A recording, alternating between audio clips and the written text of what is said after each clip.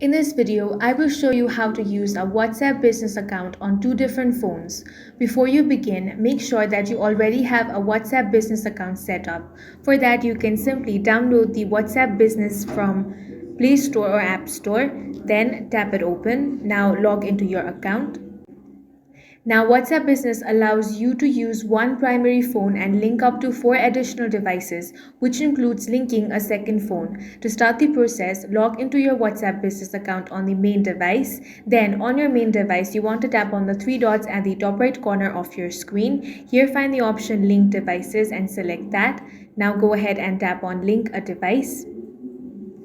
For security purpose, WhatsApp will ask you to confirm your device password. After entering it, you'll be taken to another page where you can choose to link using your phone number or link using the QR code. You can select whichever option you want.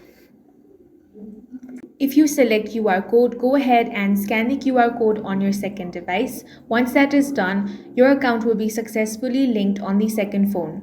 That's all you need to do to log into your WhatsApp business account on two devices. That's all for this video. If you found it useful, make sure to hit the like button, share and subscribe.